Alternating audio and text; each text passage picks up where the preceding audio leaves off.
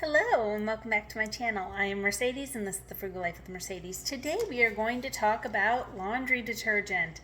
So a lot of people, probably most, are using way too much laundry detergent.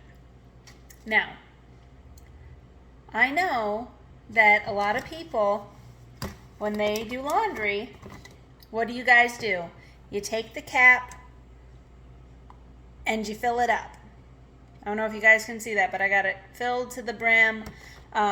Some people might go by the numbers inside. Inside there are numbers that have it notched off how much you should use depending upon a load. Now this is all free and clear. And on the very back, it says HE full loads. You want to do 4 lines. And 2 lines for a large load and 1 line for a regular load. But I know from seeing people that they just fill up the cap, and that is way too much laundry detergent, guys. So what I do is I fill it up to about the halfway point of 1 line for every load, no matter the size of the load. The reason for that is the real cleaning power behind laundry is the agitation. If you don't believe me, go ahead and Google it, look it up. It's actually proven that if you use too much laundry detergent, that it never comes off your clothes. Because think, it goes through the cycle and the washing machine just goes through the cycle, but the laundry detergent and whatever else you're using, whatever additives, whether it be scent boosters or different add-ins that people add into their laundry, they end up settling into the fibers and they don't really come off. And that can be bad for your washing machine, it can be bad for your clothes, it can be bad for your dryer. There are a lot of people that might have different outbreaks on their skin, and they're like, oh well, it's the laundry detergent, so they'll switch to something like a free and clear. But if you're still using too much laundry detergent, that residue is still going to be on there. So if you go back to when people did their laundry by hand, they would have like a bar of lye soap or whatever kind of soap they were using, and it was mostly used for stains. And most people, I'm not going to say everybody, but if you work in construction or have some sort of outdoorsy type job, and your clothes really do stink, then I would also suggest occasionally adding in some vinegar or some baking soda. I do that every once in a while. I'll add in vinegar and baking soda, but there are the lines on the inside of the cap. And line 1, I fill it up about halfway, even for a huge load. Our clothes are clean, they smell clean, and my significant other actually has sensitive skin, and that is why we use the free and clear. And I feel like his skin does better with the little bit of laundry detergent that I use. He has always just kind of, like, if you see him do laundry, he's one of those that does fill up the cap. And I never get on him about it or anything like that. That's how he chooses to do it when he does laundry. But for one, it's really a waste of money because you're just dumping laundry detergent down the drain, essentially, when it doesn't take that much to clean it. And as I said, it's not good for your clothes, it's not good for your skin, it's not good for your washer and dryer. It's just not necessary. I also personally do not use scent boosters or anything added. I use the little bit of laundry detergent and once in a great while vinegar and baking soda. That's mostly like for my gym clothes. You guys see I wear a lot of gym clothes, I work out a good bit, but I can tell you that my clothes never stink, his clothes never stink.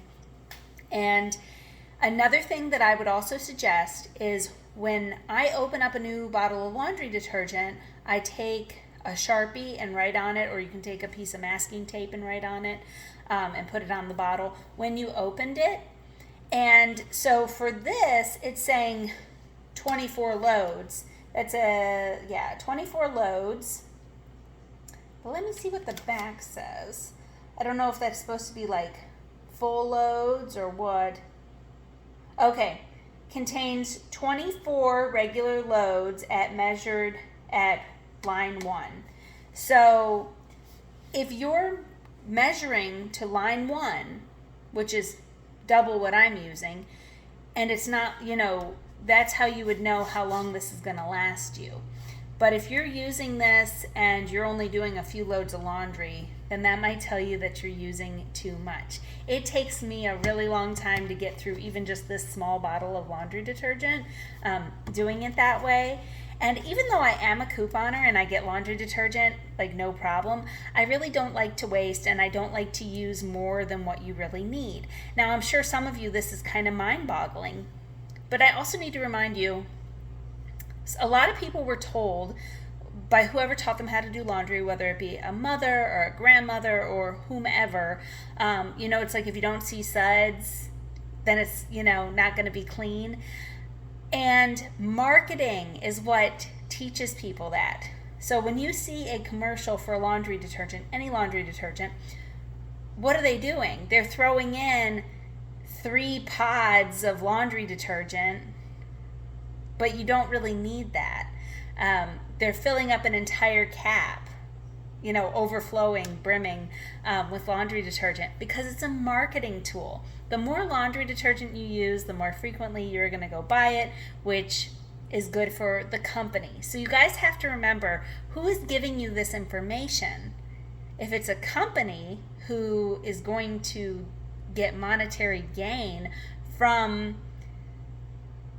what they're suggesting, then it might be a good idea to do your own research. Again, I have done research on this, and it is the agitation that really cleans the laundry. And I've also seen some frugal people that they use even less laundry detergent than I do. There was one person in particular who's pretty big on YouTube, and they say that they don't use laundry detergent every laundry load. So it just kind of depends. I've also seen other people that just use vinegar and just use baking soda and no laundry detergent. And before you do anything, whether it be scent beads or vinegar and baking soda, make sure you do some research to see if that's compatible with your washing machine. But I've also heard of people doing vinegar as a fabric softener. I don't use fabric softener. I never really have. We do have some, and when Brandon does his laundry, occasionally he will use fabric softener. I also don't use dryer sheets, just a personal preference. Most of my clothes get hung, so I don't really need the dryer sheet. But we do have dryer sheets, and if he wants to use them, he's more than welcome to. They're there. And so that just shows, like, in this household, we both do laundry a little bit different, and it's not an issue. But you've got to kind of get out of that mindset that, like, this is the way we've always done it and this is the way that it should be. And it might not be, and it might not be the best. And it could save you a good bit of money. You would, go through laundry detergent not quite as fast if you do it that way. So yeah, it's just kind of something that I wanted to let you guys know. You might be doing laundry wrong. Now, granted, you guys know I never say right or wrong, but I like to pass on the information that you really don't need that much. And the example that I was thinking of is, let's say you're going to wash a couple of dishes by hand. So if you use a couple of drops of dish soap, it's clean. It's no more or less clean. Actually, it'd probably be a little less clean if you used half a bottle of dish soap to wash those dishes. Think of how much more water and time you would need to rinse all the soap residue off of that versus if you just used a couple of drops. But at the end of the day, it's still clean. But if you use a couple of drops of dish soap to wash those dishes, it's less time, less water, and cheaper because that bottle of soap is going to last you longer. It's the same thing with laundry detergent, guys. You don't need to do what it says on the package. You don't need to do necessarily what you've always done or what you were taught when you were taught how to do laundry. So just figured I'd pass on that information. I hope that you guys got something out of this.